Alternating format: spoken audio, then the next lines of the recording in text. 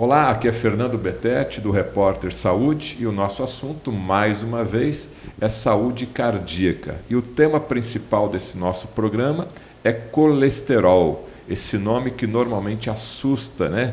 Deixa a pessoa, nossa, meu colesterol está alto, meu colesterol está baixo. Vamos saber, então, em detalhes, com o Dr. João Haddad, que é um médico clínico com mais de 20 anos de experiência aqui na sua clínica, tratando também de doenças relacionadas aí à saúde cardiovascular. Dr. João Haddad, o que é colesterol? Em primeiro lugar, a gente tem que saber o seguinte, que o colesterol, ele é um elemento essencial a todas as células do corpo. Todas as células do nosso corpo produzem próprio colesterol, para a gente entender como o colesterol é importante. Não é mais o mito do colesterol, que o colesterol faz mal, ele já caiu por terra há muito tempo. E isso nós estamos vendo aí, informações aí abundantes em todos os lugares. Como nós, na outra entrevista nós falamos sobre o Dr. Sinatra, né, que é um dos maiores cardiologistas do mundo, e diz que colesterol não faz mal, como o Dr. Michael Morgan, né? Também disse que o colesterol não faz mal, é um dos maiores cardiologistas do mundo. Então o colesterol, ele que forma todos os nossos hormônios esteroides do corpo. E formando todos os hormônios esteroides do corpo, é assim, quando você tem uma alteração de colesterol aumentado no organismo, você tem que desconfiar ou da alimentação, você está comendo muito carboidrato, porque o colesterol vem do carboidrato, ele não vem da gordura, e esse colesterol pode estar alterado por alguma alteração hormonal, algum órgão hormonal do nosso corpo, alguma glândula não está trabalhando direito. Então, lembrando, o colesterol é essencial. E nós fazermos o bloqueio do colesterol, simplesmente baixar o colesterol, dar uma enzima, um bloqueio de uma enzima, fazer esse bloqueio lá no fígado para baixar o colesterol, nós não estaremos tratando a causa do colesterol, a causa por que ele está aumentado. Se ele está aumentado, é como se fosse a gente chama de biomarcador, ele está nos avisando se tem alguma coisa alterada.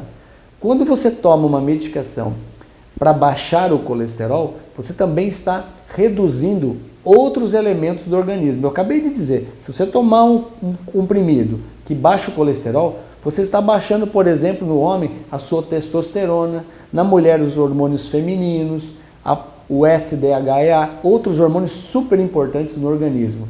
Então, nós estamos prejudicando esses hormônios esteroides. Também quando você está tomando uma medicação para baixar o colesterol, você também está baixando a vitamina D3. Olha aí, ó. Vitamina D3, importantíssimo. Até errado nós chamamos a vitamina D3 de vitamina, porque na verdade ela é um hormônio. Por que ela é um hormônio? Ela tem todas as características certinhas. Ela é derivada, olha da onde? Da cascata do colesterol, de novo. Ó. Quando você bloqueia o colesterol, você está bloqueando a vitamina D3, que ela controla em nós mais de 2.300 genes. Imagine, nós temos 23 mil genes. 2.300 genes, quem faz o controle é a vitamina D3. E você tirando esse controle, você se predispõe o quê? A câncer. Olha aí que interessante. Então, quanto mais baixo o seu colesterol, aumenta mais o risco de câncer, por exemplo. Mas, doutor Haddad, qualquer consulta básica, né, ou melhor, a maioria das consultas que a pessoa vai no cardiologista, às vezes na primeira consulta ele já sai com uma receita das estatinas, né, que são as drogas capazes de diminuir o nível do colesterol. Então, o senhor é contra esse tipo de atitude? A nossa conduta aqui na clínica, nós como avaliamos o paciente como um todo, a nossa conduta de tratamento, nós não usamos essas medicações. Né? Nós vamos investigar a alimentação, nós vamos investigar os hormônios, nós temos um outro caminho para fazer a investigação e tratar. E o nosso resultado tem sido muito positivo. Nós conseguimos fazer o controle do colesterol, por exemplo, mas eu queria deixar uma outra informação muito importante. Vocês imaginem aí em casa, por exemplo, os exames mais importantes que podem mostrar risco do colesterol. Você imagine 14 exames importantes.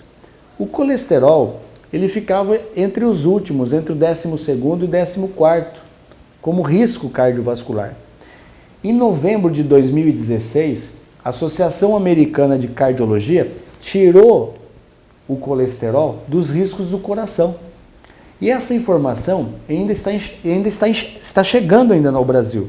Então, por isso que a gente diz que colesterol hoje, monitorar colesterol para risco cardiovascular não tem esse sentido todo como a gente imagina. Não tem mais esse peso como imagina. E sim como um biomarcador que está chegando para alterações de glândulas hormonais, endócrinas, algum distúrbio na alimentação, falta de atividade física, por exemplo. Ele só é um biomarcador. Olha, o teu colesterol está aumentado. Vamos ver se tem algum órgão hormonal, alguma coisa que tem que ser tratado, ou tem que ser investigado. E é assim que nós tratamos. Então nós não usamos essas estatinas, principalmente pelos efeitos colaterais da estatina. Quais os principais efeitos colaterais das Olha, estatinas? ela diminui aquela coenzima Q10, por exemplo, que ela é essencial para a energia metabólica da mitocôndria do músculo cardíaco. Por exemplo, ela faz a depressão da coenzima Q10. Esse é um dos efeitos colaterais. O outro é baixar o hormônio vitamina D, que eu falei. Então você fica predisposto a câncer. Pacientes idosos que usam estatina, que baixam muito o seu colesterol por um período longo de tempo, aumenta mais o risco, por exemplo, de câncer. Dores musculares, dores nas articulações também pode ser efeito colateral do uso constante da estatina? Exatamente, por causa justamente da coenzima Q10. Quando aumenta as dores musculares, dores nas pernas, fraqueza, fadiga, o coração vai batendo com menos força de contração.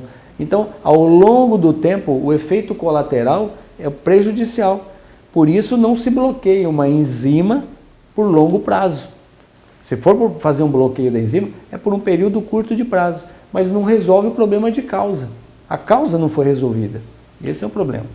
Bom, para a gente finalizar aqui, doutora Haddad, qual a dica, a orientação em termos de mudança, principalmente do hábito alimentar, que poderia ajudar numa taxa de colesterol mais sadia? Primeiro, atividade física. Segundo, se hidratar, tomar muita água, pelo menos 2 litros de água por dia, uma boa água, uma água de preferência imantada e alcalina. E número 3, diminuir muito o carboidrato. Não precisa ter restrição com a salada, com a alimentação, frutas esporádicas e da época de preferência, e diminuir bastante o carboidrato. Então, sempre o tal do low carb, baixo carboidrato bastante. Então, olha lá, atividade física, hidratação, alimentação, saladas e frutas, e diminuir muito o carboidrato. E procurar seu médico para sempre investigar, para ver se não tem mais alguma alteração no metabolismo da pessoa. Mas quando o senhor fala para diminuir a ingestão de carboidratos, consequentemente a pessoa vai comer mais carne. O excesso de carne não aumenta a ferritina, ácido úrico, não vai causar um outro tipo de problema? Não, não é assim, né? Quando a gente fala em aumentar a carne, a gente tem que também usar nós estamos entrando em outro assunto agora, mas assim, a carne de peixe, você pode comer 2 ou 3 vezes por semana. A carne branca, a carne, por exemplo, o frango, peito de frango, você pode comer 2 vezes na semana. E a quantidade de carne vermelha também é interessante. Diminuir a quantidade de carne vermelha ou a ingesta, a quantidade, por exemplo, 150 a 200 gramas de carne, 1, 2, 3 vezes por semana, estaria de bom peso. E queimar caloria, quer dizer, fazer atividade física. Muitas pessoas fazem todo o controle, quando você faz muita atividade física, parece que todos os seus exames ficam tudo certinho. Porque justamente ela consome esse ferro que você está usando, né? O ferro. O duro é quando você ingere muita carne vermelha, aumenta muito a ferritina e não tem saída esse ferro. Fica vida sedentária, isso Exatamente. não serve. E se subir essa ferritina, aumenta o risco de infarto cardíaco também.